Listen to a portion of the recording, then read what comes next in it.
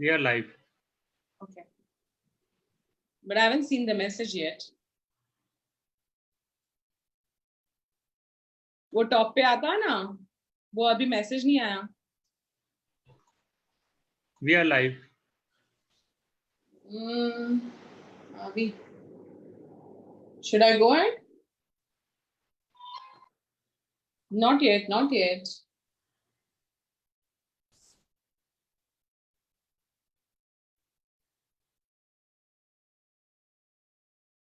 Yeah. Namaste. Namaste, everyone. My name is Vaishali Shah. I welcome each one of you to my session on Hindu culture and lifestyle. As promised, today we have a very, very special and eminent guest from UK, who is a priest, a Hindu priest, who performs various Indian weddings. So let's welcome Raju Pandya. Jai Shri Krishna, Kim Cho. Jai Shri Krishna. Namaste. Thank you, Vaishali Ben, for having me today as your guest on your show. Raju bhai, apne prela chalu kare, and before that, we will have to do a small prayer. So I would like to request you to recite a prayer, and then we'll start with our sessions. Sharuat kariye che. Today is the month of Shravan, very religious and auspicious day. Omatrade Mahamangalye, Falprad Masotam Mase, Stravan Mase, Krishna Pakshe, Bij Titho, Budvasare, Shubhanakshetre, Vikram Samad 2036 साल के अंदर, we now begin our program with the prayer of the Gayatri Mantra, the Sun God. Om Bhurбhuva Swaha Tatsaviturvarenyam Bhargo Devasya Dhimahi Diyo Yo Na Prachodayat. Om Sarve Janaha Sukhino Bhavantu Sarve Santu Niramaya Sarve Bhadrani Pashyantu Ma Kaschit Dukkha Bhag Bhaved. The Gayatri Mantra, which tells us that, dear Lord, or Divine God, shine the light on our paths so that we take the right path in our lives. Even though we're able to see very clearly with our eyes, sometimes we make mistakes and take the wrong path, and we hurt the very people that we love. So that Gayatri Mantra is telling us to show us the right path. So those who are joining us for the first time, Raju bhai is a very famous, very prominent Hindu priest who performs various Hindu weddings in the UK. Today, my purpose of inviting him is to understand how Hindu rituals are different from others, within Hindu communities, how the rituals are performed and why. And because we have started taking shortcuts in many rituals and customs, so he is going to tell us that how we can bring back our culture to our community, our weddings, and rather than having those big fat wedding and rather than having those elaborate ones, how can we convert that into traditional, simple, and still meaningful wedding? So Raju bhai, my first question to you is, please explain how and what is Hindu wedding rituals are. What are the parts? What are the main components of them? Thank you very much. The Hindu wedding ceremony, which is the 13th sacrament, sanskar ke che, and in that, going back a few hundred years, which lasted many days, to a few years just down the road, which lasted about 4 or 5 hours, to modern day, which can last anything between 45 minutes to 2 hours. The main rituals that takes place is the Pokwanu, which is the welcome of the groom, the Ganesh Puja, Lord Ganesh, who we welcome to invoke his presence. Without his blessing, no other gods come forward to offer the blessing to the bride and groom in their wedding ceremony, followed by the welcome of the bride, Kanya Padrao Saudan. After the bride arrives, the garland ceremony where the bride and groom greet each other. And then we have the emotional, very special ceremony of Kanyadan, which is incorporated of Varmala, Hastamirap, and Cheragat. And then we invoke the fire god, Agni Devi Nebulavye, and we conduct the Havan Puja, where the bride and groom place the oblation into the fire.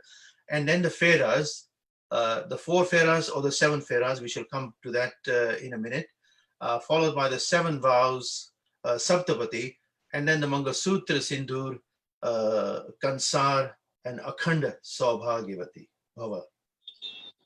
My goodness, Samrine bhi my. I'm just thinking of my time going through the whole process, because I believe that traditionally what we were, what the way it all started, there was such a deep meaning to it. હવે તમે sequence તો કહી દીધી. Now please explain what is the important significance, why and how we should do it. I'm sure certain things are common across the communities, and things which are, certain customs which are very specific to certain communities, maybe that we can discuss in the next question. But please explain the meaning of all the whole steps. Okay, love to, thank you. The Indian weddings in this country have varied slightly, because in about 50, 60 years ago, parents would arrange their marriages, a Patel to a Patel, a Shah to a Shah, a Luana to a Luana, and a Brahmin to a Brahmin. Nowadays, our young girls and boys find a partner for themselves who may be from the Gujarati community or may not. And within the Gujarati community, they may be from the same originating villages and surnames of their fathers and forefathers. They could be a Hindu or a non-Hindu. So there's a lot of variations. And if we just focus on the Gujarati, again, we have around 42 different types of rituals and ceremonies that happen during the wedding and before the wedding and after the wedding.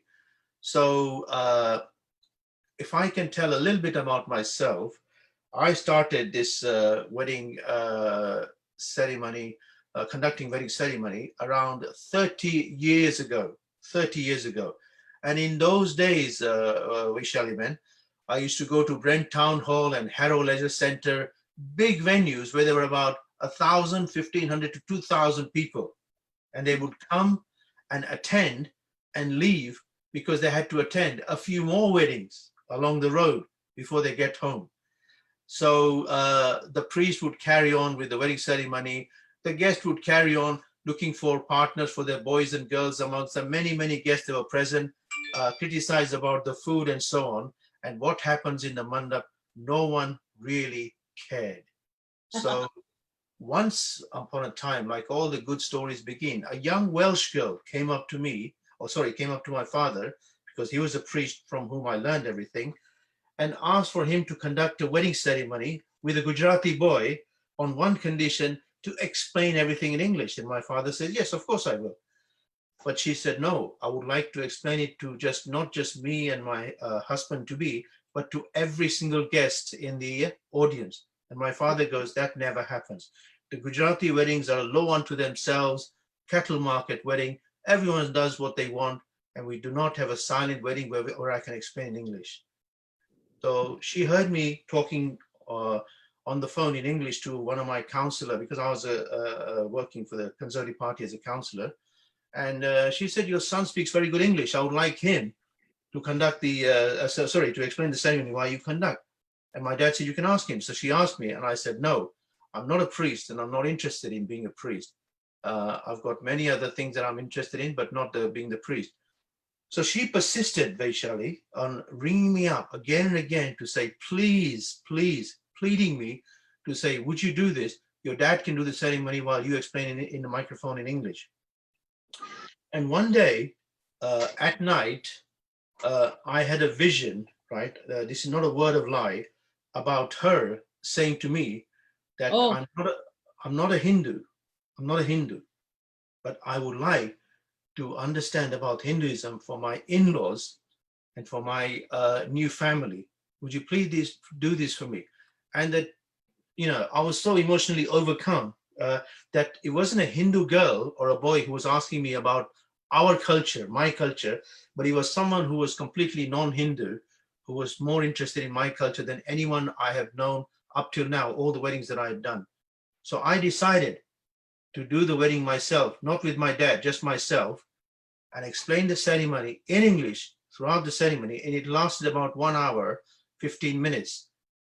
And after the wedding ceremony, there were some Patel girls in the audience, and they saw me And they said, wow, we like that wedding so much. We're getting married next year. We would like you to be our priest. And the rest is history. And that's how it became the ceremony.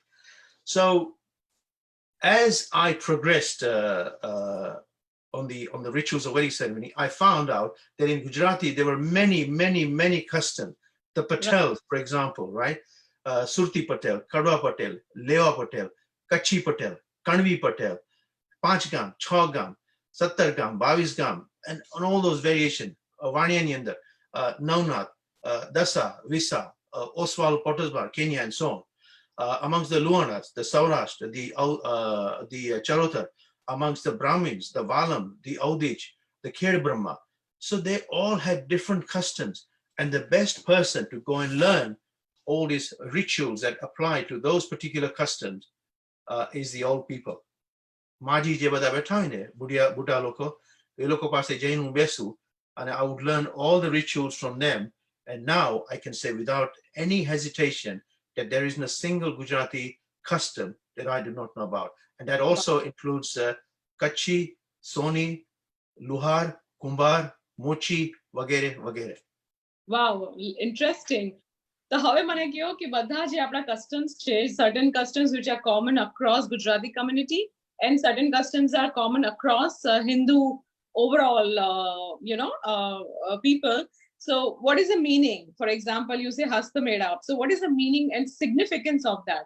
So every day, right from the beginning, if you tell us, it would be great, because the whole idea is I want our youth to understand the importance of going through the going through the process rather than avoiding it and just go for a shortcut, very shortcut way. હવે જે વાણિયા લોકો છે, visa વાણિયા લોકો, ઓસવાલ, એ લોકો in the beginning, before the wedding, they just do the Ganesh Puja and Mandu Ropan. That's it. They do not do any customs after that. Elokoma, they do the Gordana ne Aple ne Vadu Kare loko, but as far as the pre-wedding ceremony is concerned, is Ganesh Puja and Mandu. The other communities in Gujarati, they carry out the full whammy of Ganesh Puja, Mandu Ropan, Pithi, Grah Shanti, right? And a Varad. It lasts for about 1.5 to 2 hours and sometimes 2.5 hours as well. But also before that, you have a thing called the engagement ceremony. Jeni andar Patel loko, the Patels will have things like Chanlo Matli, okay? The Luanas will have Chundri and Sava Panch Ana, right? Then there will be things like Sagai, Pachi Sanji, Pachi Lagnotri means the invitation, to write the invitation.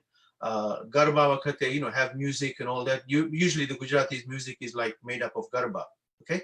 So those are the pre-wedding ceremony that many people have, depending on exactly what Gujarati background they are. Now, in the wedding ceremony as well, the first thing that happens is called the Samayu. Samayu is where a girl takes the copper pot and a coconut on her head, and the family goes out to welcome the groom. Right. Where this ceremony comes from is, in the old days, the boy's family would come from a village many, many miles away to the girl's village. And along the way, as they're entering the village, the girls from the village who are at the river washing clothes or trying to fill up their container, which is called the bedu, made up of clay or metal, right. They would put it on their head and they would come and stop the Jan, right? They would block it and say, Amne kai apso toj ame tamne jawa desu. If you give us something, then we'll let you go. Otherwise, we're not. Like a fun ritual, which nowadays the family use the girls in their family. It was like the toll booth on the motorway, that when you come to the motorway, you come to a toll booth, you put some money in there and the barrier raises and you're allowed to go. And the girls, when they get the money, they welcome the Jan, and that's considered to be very auspicious, a Samayu ceremony. Then the groom was welcomed at the arch, which was called the Ponkwanu. And at that Ponkwanu, he's the great mighty Lord Vishnu who can overcome any challenges, right? But one of the biggest challenges is the mother-in-law waiting there. So there the mother-in-law tries to grab the nose to say that you have come rubbing your nose for my daughter's hand. We hope that you behave, only then you'll have her hand. So to prove his strength, he has to break the samput. Samput is a small clay earthenware, right? Which the story comes from Raja Bali or Rakshas Bali, where Vishnu came onto the earth as his avatar called Vaman, a small boy. And Bali, being so arrogant, said that this young boy I like very much. What is it that you want? And he gave him a wish, whatever he wishes. And Vaman asked for 3 steps. Right. And the first step, where he grew enormous, covered the whole Prithvi Devi. Then the second one covered the whole universe, Srishti. And the third one, he says to Raja Bali, where do I place this? And Raja Bali realized that he had been tricked. He didn't mind. He knew he was Vishnu. And he said to place it on his head, which he did, and crushed him. And because Vishnu liked the way he became humble at the last minute, he invited Bali to come onto the earth every year, once in a while. And that's why the samput represents our Mother Earth. And the groom places it with his right foot to crush it, just like, because he is Lord Vishnu. So that's the avatar of Vishnu coming in. And then he's taken to the mandap and sat down, ready to begin the Ganesh Puja. The Ganesh Puja, as we all know, is the boon given by Brahmaji, a Vardhan, to Parvati Devi, when Shankar Bhagwan killed his own son by cutting his head, and they placed the elephant's head on his body. And now Parvati said that no one will take him seriously, and Brahmaji said that I promise you that the mortals on this earth will pray to Lord Ganesh first, and only then will all the us gods, Brahma, Vishnu, Mahesh, Shankar, Parvati, Saraswati, we all will go and bless the couple only after the Ganesh Puja. And that is why every puja that we do has to be followed by Ganesh. Bolo Ganeshaya Namaha.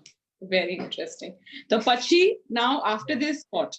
And then the bride comes, our heroine, who is has a choice. You know, mom and dad will always say, Mama, Mama, Mama.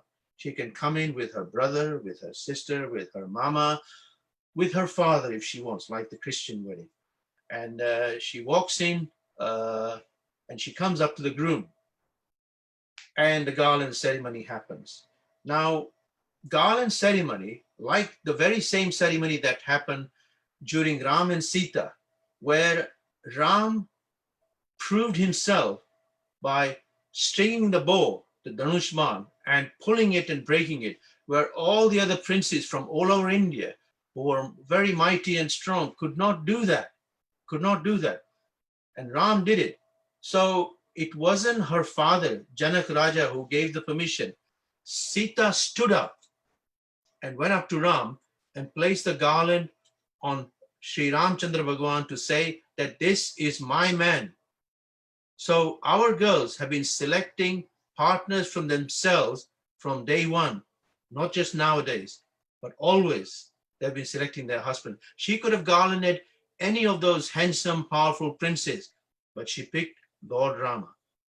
After the garland ceremony, we have the Kanyadan, which is a very emotional ceremony where the water is poured from the daughter's hand. Connection of the water links to the groom's hand, which falls in the groom's hand. And then that same trickle of water connects to the earth, the blessing from the Mother Earth, to say that the element water has brought the couple together. The expression of giving the daughter's hand away is something that many of us priests do not like. We want I wanted to ask this question about Kanyadan, that a lot of people have made this process of Kanyadan as a controversial thing. Kanya is not an object that we give it as a dan. So please explain the importance and the significance. Kanyadan kem kehvaય છે અને આપણે એને દાન કેમ કહે છે? Because I understand the meaning of dan is, it has a huge other significance, but please explain. Kanyadan kem kehvaય છે? Kanya is a bride, a girl, a daughter, and dan means to give. And it is one of the biggest gift that the parents give to the husband, because in the old days, right, the women did not go out to work. It was the men who went out to work. The women went and lived at the boy's home, right? The wedding would happen at the girl's father. the women would give up their surname, like in the Western world, and take up the husband's father's surname. So everything, all the sacrifices were made by the woman. And it's quite right that many feminists believe that this is sheer objectifying of the women.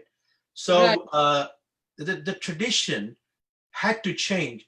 And what we decided, right, was number one, that this is the biggest transition of a woman's life from a daughter to a wife. So it shouldn't be criticized, but it should be slightly evolving, that the bride and the groom are coming together and the parents are giving their blessing.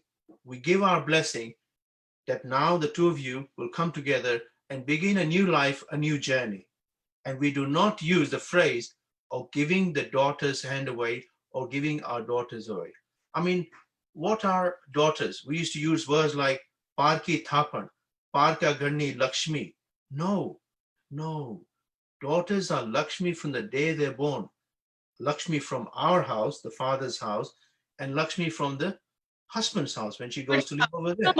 The Parki Thapan, in the sense, at the end, she's going to be, her life is going to be in her husband's house. Because even if you see the average number of years, we spend more time in, of course, husband's house than our own home. Yeah. Well, a husband is like a torch, right? A torch where the light is focused in a particular area, and that is his father's house, his mother's, and his house, right? His parents, his brother and sister, everything. Whereas a girl is like a candle. When you light a candle, the whole room lights up. She looks after the house of her husband, and she looks after the house of her family. The modern day girls, right, are so powerful, right, that not only do they look after their in-laws and their husbands and their children, but in the middle of the night, if ever their parents are in need of any support, the daughters will come running to them. And that's why people say that daughters are a real tension, you know, always shopping and spending money. Daughters are not tensions. Daughters are equivalent to 10 sons. Very nicely put, Raju bhai. But however, the whole concept is, and the mindset of the people is changed, and we are into totally different world. And my idea is to connect again back to our root. So, rituals, ma, what do you think? What are the rituals which we should hold on to, even in this time, where the time is constrained, resources are not enough, people are not fully convinced about the customs. So how do we, and what is the inspiring and what is the encouraging point you can tell us, okay, why they should, continue having those kind of traditional weddings, and not those parties with liquors and parties with all kind of meat throwing around and beach parties. No, I'm talking about bringing back the traditional way of weddings. Okay. Sanatan Dharam makes it very clear, right, that the Hindu wedding is about two souls coming together, two souls.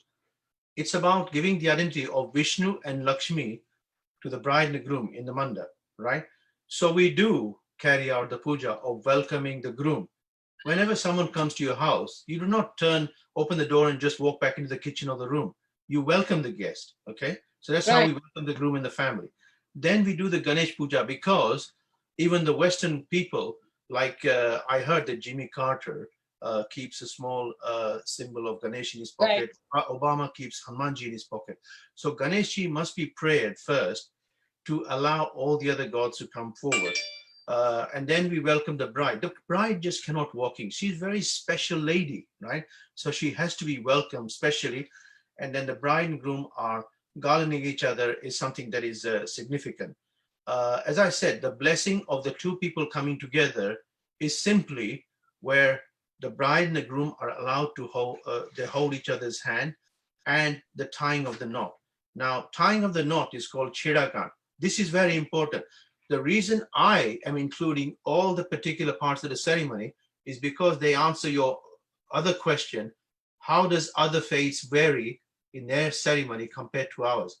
This is exactly the same. Tying of the knot. The groom's sister or the priest sometimes ties a knot between the couple, and it is about connecting the two souls. And remember what I said earlier, marriage is not about a man and a woman coming together, but two souls, union of two souls. And a material that touches a bride's body and a material that touches a groom's body is tied together, thereby uniting the soul. You may say, Rajubhai, how does the material become a soul? Well, when someone dies, and if you go to their wardrobe and cupboard, and if you look at their clothes, you can smell their presence in those clothes. You can feel their presence. And sometimes people take their clothes and hug those clothes and cry to remember that person, right? That's the reason why we use the material to tie. And what do the Western people say when two people want to come together, when they want to propose to each other? Let us tie the knot. This is the very knot that we tie to bring the two people together, okay? And the Western cliches also include, okay, can I have your daughter's hand in marriage? Well, the groom's hand is always up, always, because he's asking for the girl's hand in marriage. And the father always gives his hand, daughter's hand in marriage. So again, a very similar concept of what is happening in the Christian culture is what is happening in our culture, right? And then we come to the Feras, and here is going to be a big contentious issues. Rajubhai, 3, 4, 7. Well, the Feras have always been 4. Dharma, Arth, Kam, and Moksha. Asha, so those four Feras are representing those 4 parts of our life. Exactly. Yeah. So what is the 7 Feras for, which happens in North Indian weddings? Very good question. Very good question. What happened, Shaliji, is the 7 Feras were actually the 7 vows, the Saptapadi. Right. When Naraji, the son of Brahma, one day was wandering in the heavens, and then he went to the earth and he came across Rukmani. And to Rukmani, he gave various positive points of Lord Krishna. So Rukmani became so engrossed in Krishna, so engulfed in his thoughts, that she said, this is one guy who I'm going to marry. You know, this is the ideal person who would make a good husband. So she decided to write the 7 vows, the 7 love poems. And Naraji took that poems to Krishna, and Krishna read those poems and decided that this is the woman who will become my bride. And this is not Rukmani no Patra, ne? Yeah, that's it. Yeah. That's Rukmani no Patra is another way of saying it. Yeah. But they were actually the 7 vows. And the Rukmani's father wasn't happy with Krishna. So Krishna had to fought a battle, and then he eloped with Rukmani and married her, right? And the 7 vows in the scriptures are used in the wedding, in many weddings, exactly the same one, for the bride and groom to give their loyalty, responsibility, and commitment of the wedding. So what are those vows? In the North Indian culture, Vaishali, the 7 vows were taken at each Fera. Each Fera, a vow was taken, right? So the concept of the 7 Feras came from the 7 vows. Okay. So what we have is the 7 vows and 4 Feras. When you look at the Ved, the Rigved, Yajurved, Samved, Nyarthved, where the Swayamvar wedding ceremony comes from, right from the days of Rukmani and Krishna, they actually said Dharma, Arth, Kam, and Moksha, the four Feras. But Arya Samaj and North Indian and many Jains, they use 7 Feras. Nothing wrong with that. That is perfectly all right. But that is taken at the same time as the 7 vows. We in the Gujaratis have the 7 betel nuts, and we touch with our right toe, the girl touches to take the 7 vows. Now, do we come to the 7 vows? Is that right? One of the other things after the 7 vows is the identity of a Hindu woman. What is the identity of a Hindu woman? A red powder in her hair parting and a black gold bead thread called Manga Sutra. Okay? Right. This is another controversial. Those feminists always, questioning why a woman should carry the symbol of marriage, relationship, and the man doesn't carry. So please tell me what is the importance, of Manga Sutra and Sindur, banne. Yeah. Scientifically, right? vermilion is said to contain lead. Right. And the lead placed in this particular part of the skull creates a vibration to bring some kind of fertility and harmonized behavior on the woman's part, to bring calmness. Yeah. And the Manga Sutra is just a necklace, because we are believing the concept that to fight the fire with fire, to cut the diamond with diamond, we bring a black, which we consider to be inauspicious, to give a blessing of auspiciousness to the bride. Oh, okay. Yeah. And that's why we have the black and the gold bead thread. Now, Manga Sutra and Sindoor in the old days was done at the bride's home. On the honeymoon night, when the husband would take the veil off and look at the bride and then give her the Manga Sutra as a present, a necklace, to, as a way of thank you. And then we have the Kansar, which is again, the married lady's blessing, Akhand Saubhagyavati. But the 7 vows are very important, that the husband and wife who takes, that makes the marriage complete, the 7 vows. And if we look at those vows, the first one is about the welfare and the happiness for his wife and the family. That's the vow that the groom takes, okay? And I would like to take this vow from and seek blessing from the Almighty for the welfare and happiness for my wife and my children. And the wife takes the vow that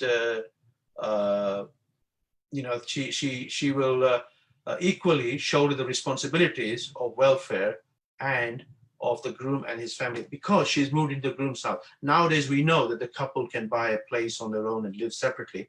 Right. And the bride and the groom both take the responsibility of their families, both of them. Yeah. Okay. And that's what I say in my vows, not just the bride looking after the groom family. The second one is about the couple sort of praying to the Almighty to bless them with the mental, physical, and spiritual well-being, right? This makes the commitment to protect and provide security for their family. This is very important, yeah? If there is any kind of doubtness or anything, lack of responsibility, then things can go wrong. The bride agrees to be his strength while demanding undivided attention and eternal love. This was in the old-fashioned way, where the bride said, yes, I will look after your family as long as you give me the complete attention and not to your mother. Right. Number 3 is the third vow, where where the couple seeks wealth, prosperity, to take care of their children, to educate them, and for both of them to remain loyal to each other. There's nothing wrong in the couple working hard, earning money, enjoying life, going on holidays, buying cars, house, looking after their children, giving them education, and so on. But the most important thing is to remain loyal to each other. This is very rare sometimes to see in modern day marriages, where sometimes the bride or the groom may stray slightly towards the parents or towards the friends going out every night, or the bride sort of going out and shopping and so on. So there can be slight disloyalty on not just a person, but things as well. The fourth one is about thanking the bride. The groom thanks the bride to bring happiness and sacredness in his life. Okay. And he actually does. He thanks the bride to say, because of you, my life has become complete now, And that's why, exactly. That's why they say it takes one person, and that's the wife, to complete the marriage.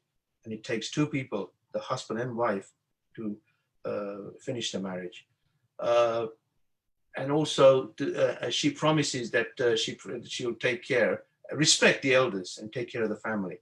Respecting is very important. You can't just take care of someone. Oh God, my mother-in-law wants me to warm up her food again. Okay, I'll do it. But to do it with enthusiasm and respect is one thing.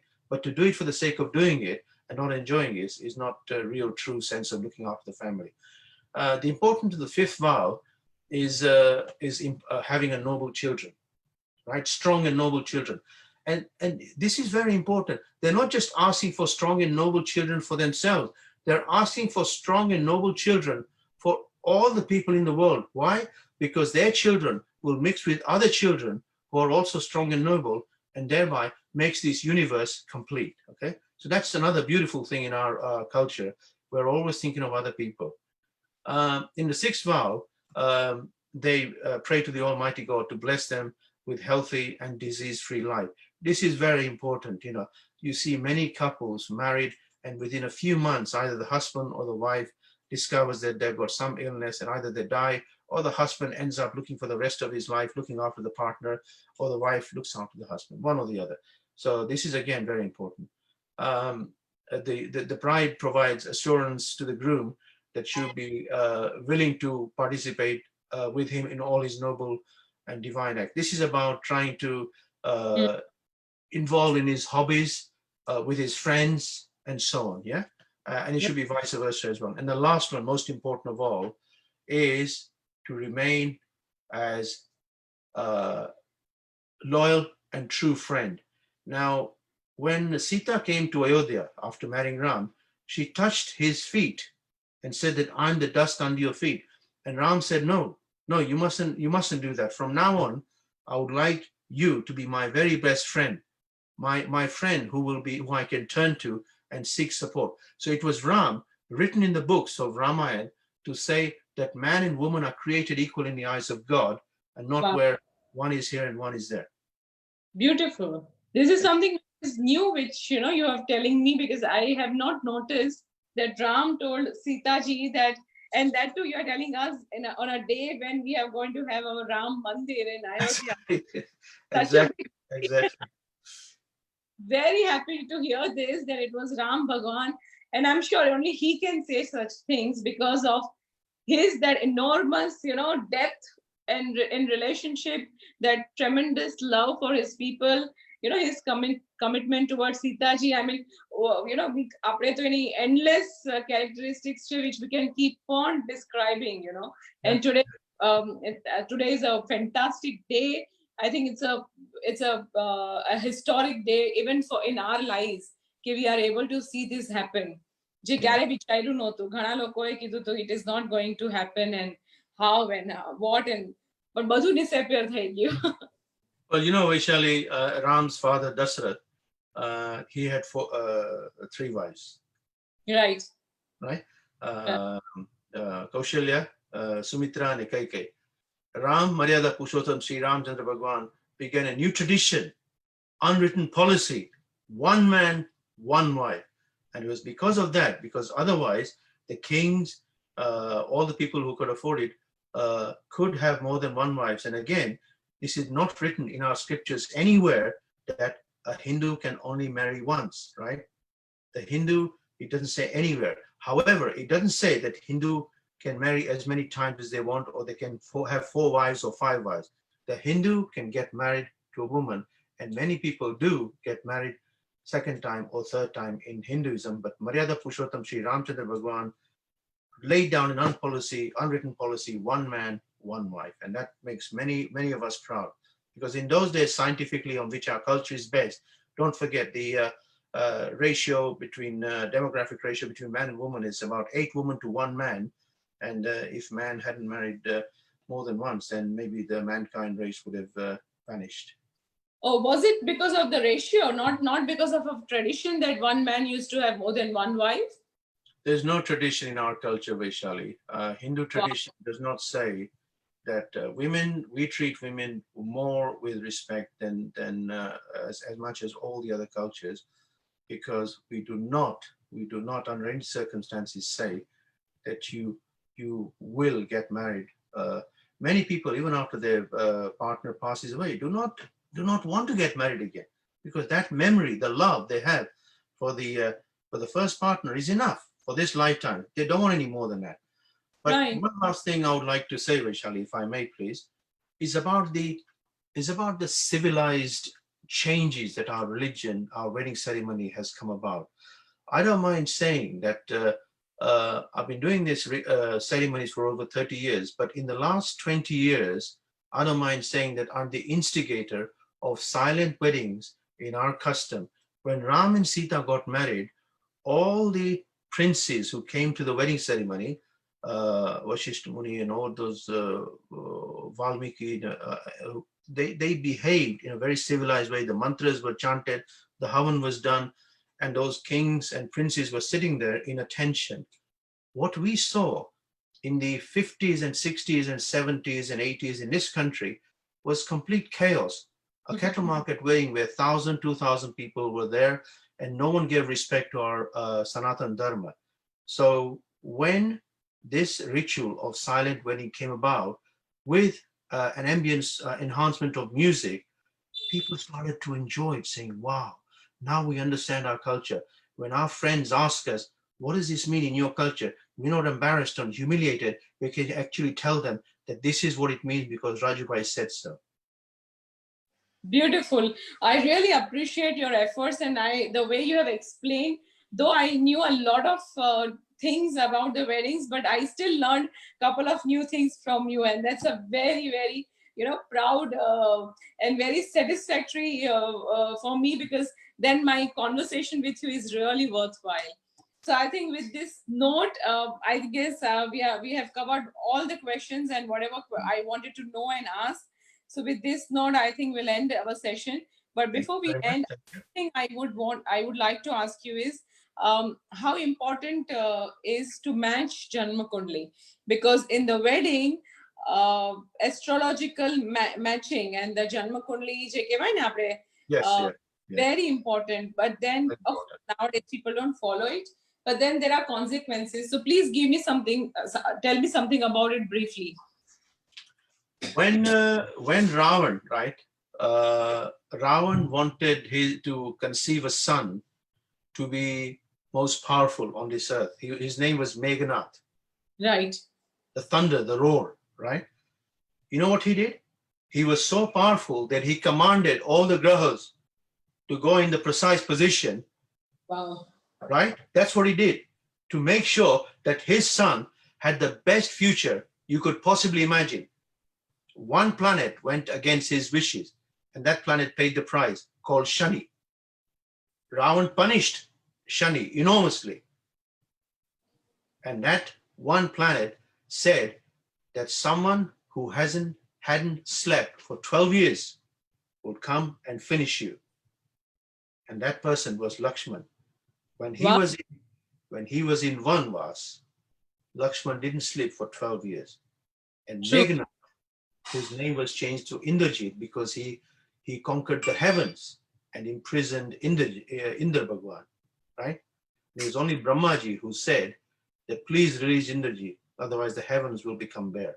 So he released on a condition that he becomes invincible, and Brahmaji said, yes, I can't give you complete immortality, but if you carry out this Devi, your Kul Devi's Havan, before you go into the battle, you will become invincible, providing no one ruins that Havan.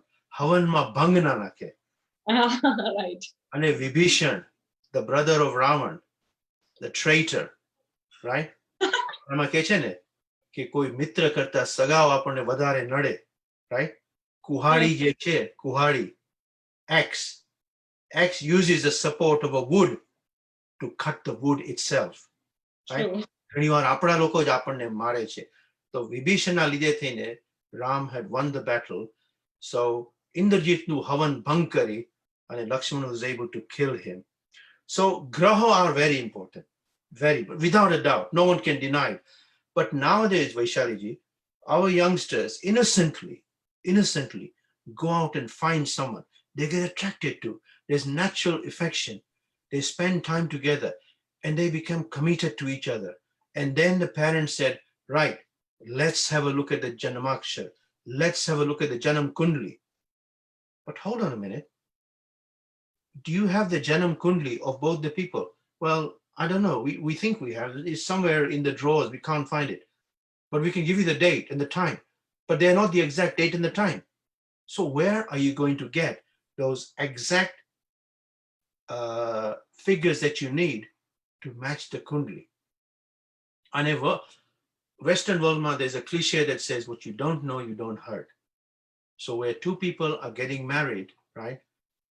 Don't cast any aspersions. Let them marry. Let them enjoy. And કોઈ પણ સારું કામ કરાય તો ભગવાન આશીર્વાદ આપે. ઘણા Yeah, રક્ષાબંધન ઉપર marriage થાય છે. avoiding, my question is, if things are not going to work out and if the kundli is not matching, so it is also one way of avoiding a disaster of life. Yes, Kundali is there for various reasons to find out whether how who's going to live the other one longer. Okay, children, how healthy your children are going to be. Okay, what kind of prosperity you're going to have, how much are you going to struggle in terms of career and so on. So it's about whether you're going to argue, divorce, and so on. So that's what Kundali does.